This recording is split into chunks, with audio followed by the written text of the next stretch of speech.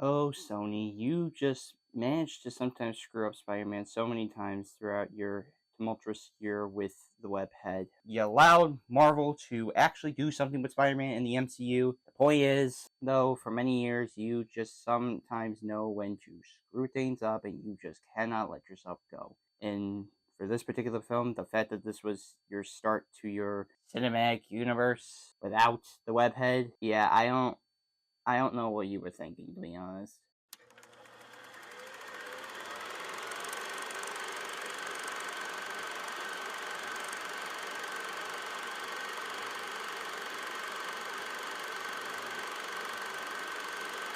What the hell are you? We are Venom.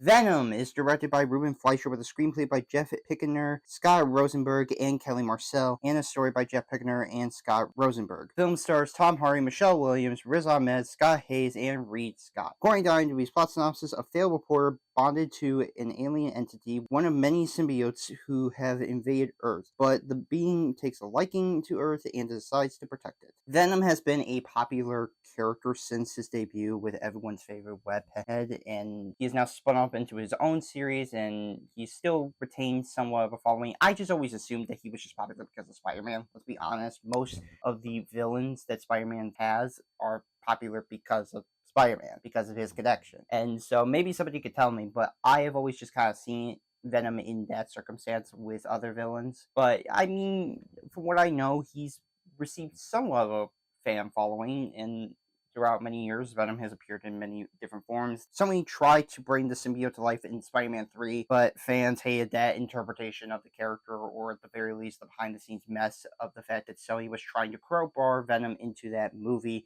and not sticking to the wishes of what Sam Raimi had in mind for that third film. And once Marvel brought Spider-Man to the MCU, Sony saw a big opportunity by bringing Venom back to the big screen. But this time, he's not connected to the MCU, and he was getting his own film. And fans at least were, I think, kind of still interested, especially when Tom Hardy was cast as Eddie Brock slash Venom, because Tom Hardy is a talented, gifted actor, and he has appeared in many roles before. This isn't his first comic book movie, or at the very least something that is related to a superhero with something like The Dark Knight Rises he has some experience with. But a lot of people thought, okay, this could work, him playing Eddie Brock, and he's also voicing Venom. That's kind of cool. That's awesome. The fact that he's bringing this character to life, that's going to be fun. But when I saw the film back in 2018, I actually kind of enjoyed it. But after many years, I don't really like this film that much. And in hindsight, I don't know what I saw in the positives with this movie or with some fans. I guess maybe just some fans were just happy that this was a better interpretation than Spider-Man 3's.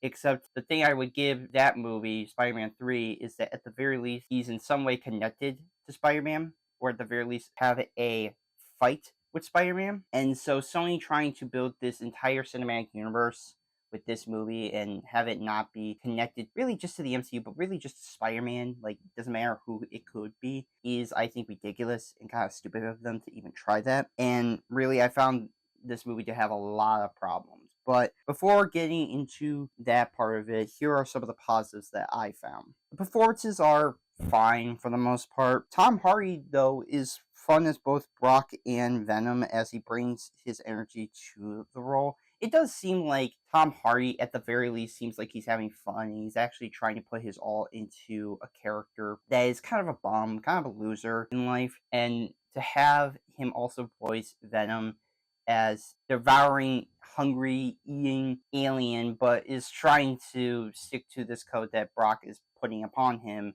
or at the very least trying to work with him. Because I did find the relationship between the two to be pretty decent and pretty fun. To see Hardy play both of these characters, I think works well in tandem, especially with the fact that Venom sounds different than Eddie Brock. I mean, you could tell that it is Tom Hardy, but what I mean is that, like, it's not like Tom Hardy's voice normally. It's just a more growl, more modulated type of voice for Venom, instead of with Spider-Man 3, where Topher Grace just sounds like Topher Grace in the suit. And everyone's passable. Everyone's fine. I mean, nobody stands out the most other than Tom Hardy, and for that, I mean, that's That's alright with me. The cinematography is slick. Cinematographer Matthew Lepatique manages to shoot a dark and moody film that comes close to what the character is supposed to be, or at least the look of the character and the world that it's trying to establish. It at least just looks nice. It doesn't look bad. It's shot pretty well. It's shot decently. It does have a bit of a comic book feel to it. I mean, that's just what we're living in now. We're in the comic book age. So as long as you could get that down, I mean, that's fine with me, and he does a pretty good job with that. The music is enjoyable. Composer Ludwig Garrison makes a decently light score that makes it entertaining, and of course, can't talk about this movie without talking about how Ahmed brings a fun and memeable song. Because let's face it, Venom is such a memeable song. It's not a bad song, but you just can't help but feel like, man, this is just so meme worthy that you just kind of enjoy it for what it's worth. I mean, I give credit to Ahmed. I mean, I always like him with his songs, and so for him to bring one to this movie, I mean, hey, you kept me entertained with that. But Ludwig Garrison, I think, does fine. It's not his best out of the now dozen scores that he has now made, whether it be The Mandalorian, whether it be Creed, whether it be the Black Panther movies, whether it be Tenet and Oppenheimer. At the very least, I give him credit for at least trying to bring some sort of atmospheric vibe to the film with his scoring. But beyond that, this is just a messy and convoluted superhero film through and through. And to be honest, it still kind of surprises me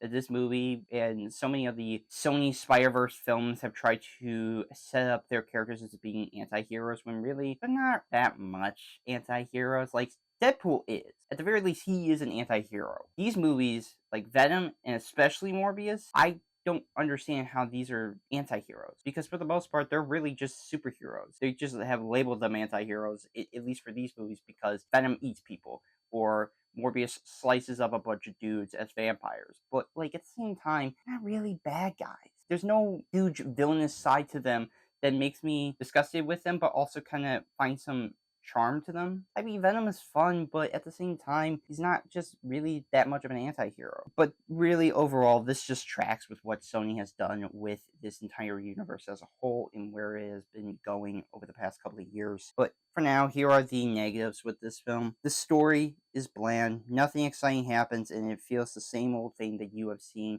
with a dozen superhero films. It's also just a bit boring. There's not really anything that stands out. It's just your stereotypical superhero story that you've seen a dozen times, like the origin of how this character became to be. And I've just now gone to the point of I just am kind of sick and tired of how superhero origin stories just all kind of feel the same. Unless there is something truly to shake up that formula, it's just all the same old, same old. I mean, you can go watch the first phase of Marvel. I would rather watch those than this, because at the very least, I give those credit. They were trying to build stuff up, and then they have now gone past that. This movie doesn't, and for this story to just kind of feel like it's just nothing is kind of a huge letdown, especially for Venom fans. The visual effects are messy, though the symbiote design look good at the very least. Like, they at least look like how, at least from what I've seen, comic book stills are for at least like Venom.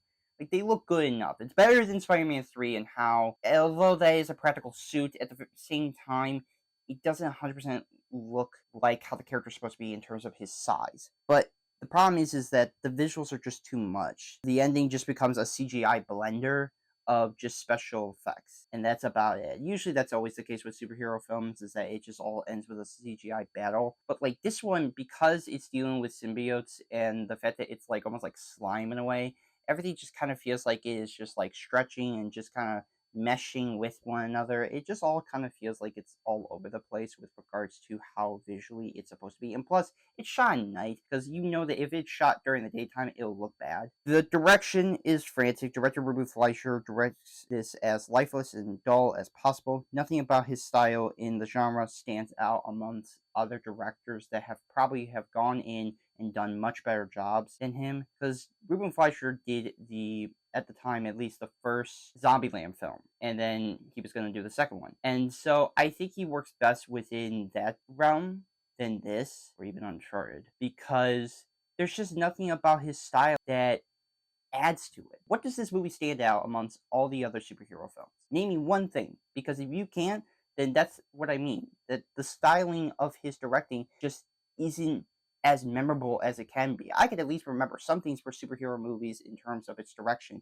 here, I can't remember something that I was really truly impressed by. The script is generic. Writers Pinkner, Rosenberg, and Marcel have a hard time balancing the dark elements and comedy. It all feels totally imbalanced because there are super dark moments in this movie, but then it's spliced together with bits of comedy. And those two things just cannot balance each other. And with that script just not being strong enough, it just kind of totally feels like it's a mess. Like it is completely just all over the floor. There's no cohesive feeling of the tone. It just all kind of feels like we'll do some dark moments, some comedy bits because, the MCU does that. But at least the MCU will emphasize the dark moments, I think, a little bit more if you discount like more recent stuff versus this movie where it's just totally imbalanced with what it's trying to be. Do you want it to be dark or do you want it to be silly? Which one is it? Because you're having a hard time with balancing these two tones together. The pacing runtime is lengthy. Each scene keeps on going, but it's inconsistent. With a runtime of 1 hour and 52 minutes,